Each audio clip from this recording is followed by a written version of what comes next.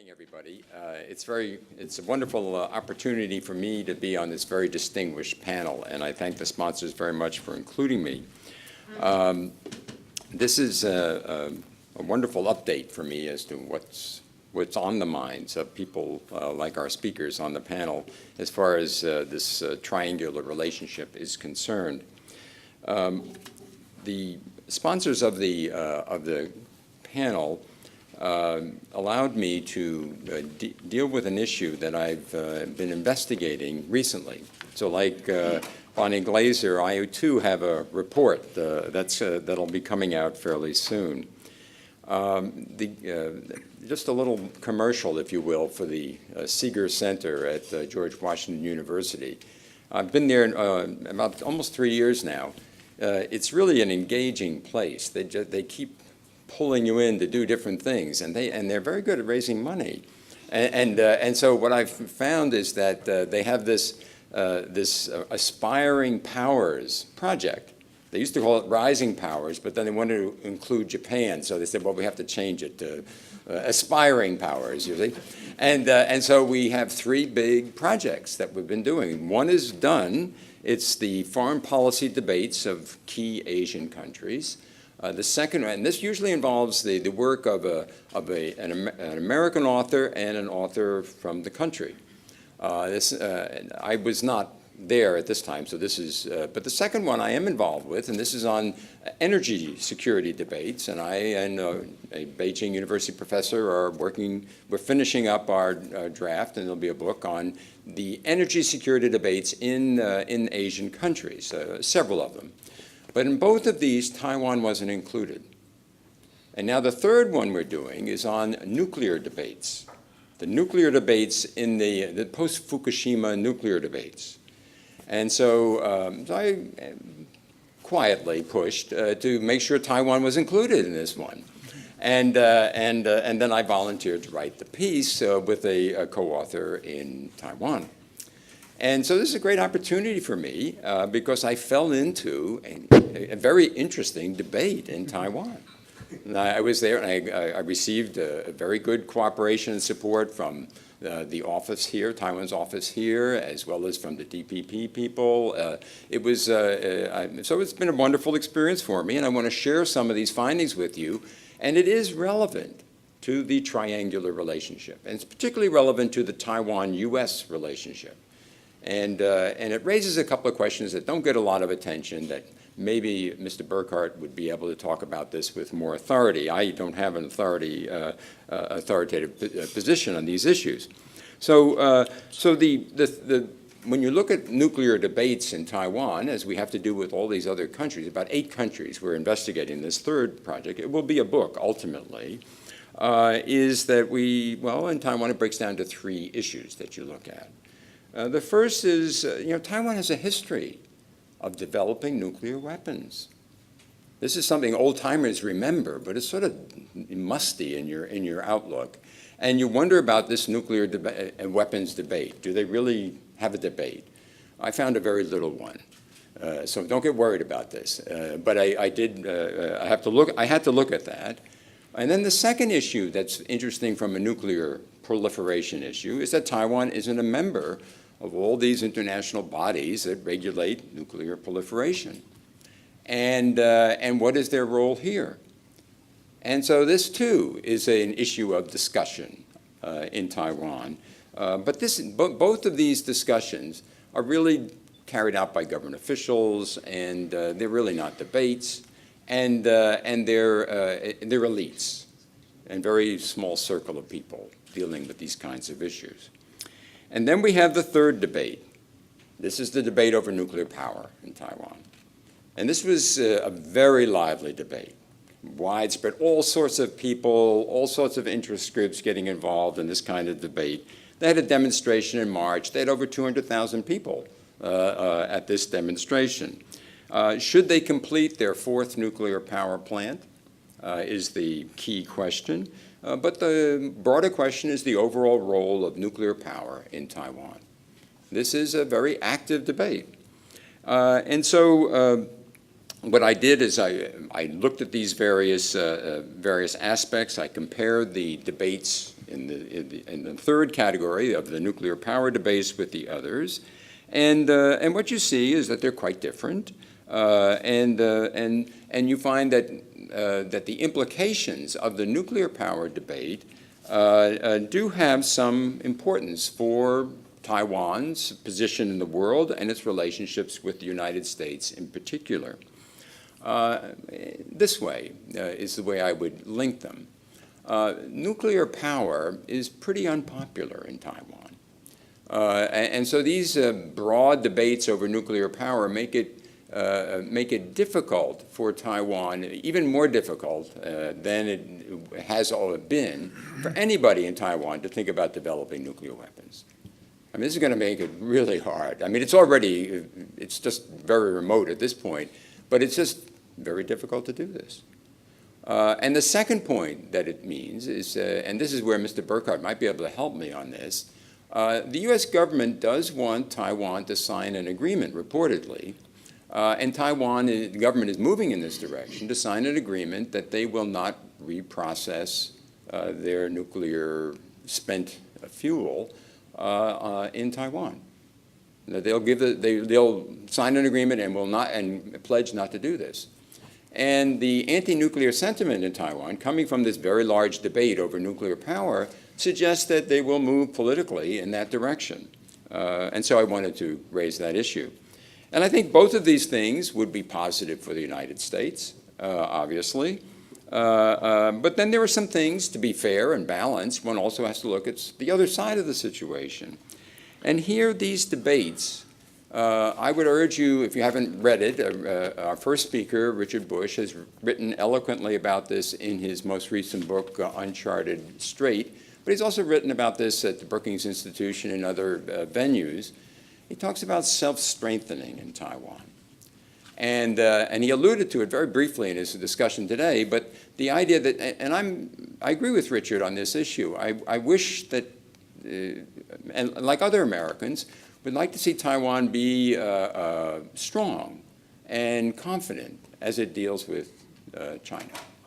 And in this kind of situation, with Taiwan's acrimonious debate over nuclear power, with the opposition parties, people chaining the doors so people can't get into the parliament and this type of thing, this doesn't show the kind of strength that Taiwan will probably need as it deals with the various issues with China and going forward. So that's just an overview of what I wanted to say. Now I want to talk a little bit about the debate because it's interesting. I find in Washington this gets very little attention. People don't know much about this. Now, I'm sure the media people in the audience know about this. Probably a lot of you know. I know our panel knows about this. But I'd like to share some points about this just to give you a rundown of what this is like. Nuclear power has been an issue with Taiwan in the past, and it waxes and wanes. Many of us will remember the period of the first year of the Chen Shui-bian administration. It was really a big debate, and it was much worse from an acrimonious point of view than we see today. Chen had campaigned to end the fourth nuclear power plant. He did a review when he took office. He decided that to cancel the power plant. The legislature was controlled by the Kuomintang and by the Pan-Blue forces, and he blew them off in a way. And so they tried to recall him. All of this happened in the first 10 months of the Chen Shui-bian administration.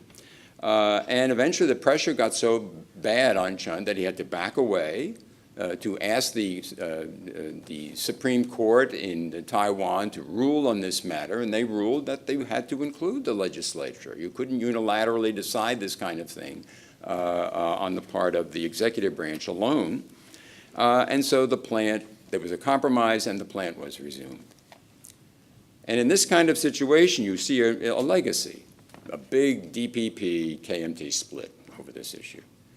It also had very important implications for weakening the credibility of Chen Shui-bian, and it tarred his leadership in a very significant way. So this is a high point in the anti-nuclear power debate in Taiwan. and then it subsides. We don't see much of it. But Fukushima becomes 2011, March 2011, becomes a big issue. And it seems to be an issue in Taiwan once again. And the opposition party, the DPP, pushes this issue. And their candidate running for president runs on a platform moving toward a nuclear-free Taiwan by 2025. But she loses. And she loses fairly forcefully. And fairly significantly. And so the result here is that the Ma administration comes into power, and the nuclear power issue isn't such a big deal. It sort of subsides in 2012. There are developments, but it's not nearly as significant. But earlier let me get my timing right. Yes, earlier this year, in 2013, the Prime Minister, feeling pressure from the DPP, decided that the best thing to do would be to hold a referendum. And by doing this, this raised the public profile of the issue greatly. And we had the large demonstration in March. And it becomes an issue of great political interest. And it adds new attention to ongoing efforts to show the safety of Taiwan's nuclear power, which, when you examine it closely, there are many questions that are raised about the safety of nuclear power in Taiwan by experts of one sort or another. And so the result here is that we have an ongoing controversy in Taiwan over nuclear power, and particularly finishing the nuclear power plant, the fourth nuclear power plant. Now, experts and common people, media in Taiwan all make clear that this referendum won't pass. They all feel that this won't pass because it's very difficult for a referendum to pass in Taiwan because of the conditions of the referendum. But in addition, interviews in Taiwan showed, at least the middle of this year, there's fatigue with these kinds of issues in Taiwan. They see these issues, there's a substance to the issue, obviously, but there's also a partisanship. And the partisanship is often resented, even by the people who favor the position of the respective parties. And so the idea of coming out and supporting a referendum in this issue is likely to fail for that reason as well. The arguments, I think we're all familiar with, well, many of us are familiar with them, but I'll share some of them with you. Those that want to build the fourth plant say, well, it'll be very expensive to replace this. This is a reliable source of power, and it will give us a sense of security. Nuclear power they have the wherewithal to continue nuclear power for a year. They don't have these kinds of supplies in coal or in gas that would allow them to continue this kind of things in adverse situations. And we find that, so these kinds of concerns and being reliable, having reliable sources of energy for business are very important for the KMT. But even here you see an erosion in the KMT. You see senior KMT politicians moving away from the support for continued nuclear power, even in the modified way that the President Ma had advocated. The issues against the nuclear power in Taiwan have to do with safety, heavily safety. And here we have a situation where the Taipower, the main company that runs the electric power enterprises in Taiwan, is viewed by the public sort of the way we view Metro here in Washington. They're just not seen as all that credible. And then they have an oversight body, the Atomic Energy Council, and they too suffer from a credibility problem. They're working hard at it. They're good people. But they really have a problem. And then the fact that Fukushima involved advanced U.S. technologies when it was built, and Taiwan's, these were seen as very high standards, and many people in Taiwan thought that the Japanese are really good at maintaining safety standards, better than Taiwan, they privately would admit. And the fact that it failed there makes them worry about Taiwan's reactors overall. And they found a lot of things that really make them upset. The safety tests of the old reactors found one where, 7 bolts of the reactor were broken. This kind of thing is scary to a lot of people. And it revives the issues of building on fault lines, vulnerability to tsunamis, and evacuation problems. There really aren't any good options here, as far as I can see. The option is, on one side, you don't finish the plant, you phase out nuclear power, and what are you going to do? Replace it with? Well, you could have expensive liquefied natural gas. It's very expensive, but the people in Taiwan don't want to pay a lot more for their energy. And so several of the people I talked with about this said, well, we'll turn up our air conditioning thermostats.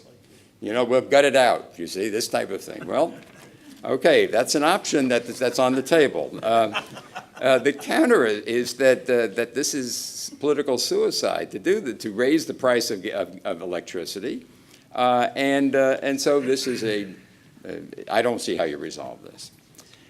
So the outlook is for continued debate, broad debate. The DPP is very much on this issue.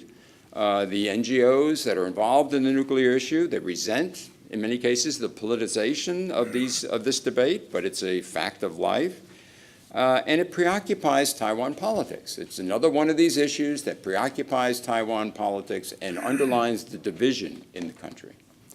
So for the triangular relationship, and particularly for the U.S., we see that I think Americans will be fine with the idea that Taiwan will move in a non-nuclear way.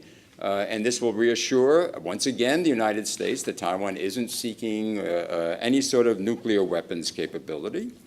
At the same time, if the Americans do indeed want this agreement with Taiwan that would preclude processing of spent fuel in Taiwan, this will move the impetus of this debate will move Taiwan in that direction. On the other hand, those Americans who seek social, defense, economic self-strengthening in Taiwan will see a leadership that is very challenged to do this sort of thing. And this energy debate underlines that type of division and challenge in Taiwan. And Americans who want to see a curb to the zero-sum politics in Taiwan that we've seen for a very long time, they're not going to see it. This gets in the way. This debate will continue and move into the next year, where we will have important elections at the end of 2014, and will presumably make this more difficult to achieve. So it has good news and bad news for the United States, at least some in the United States, as far as these interests are concerned. Thank you.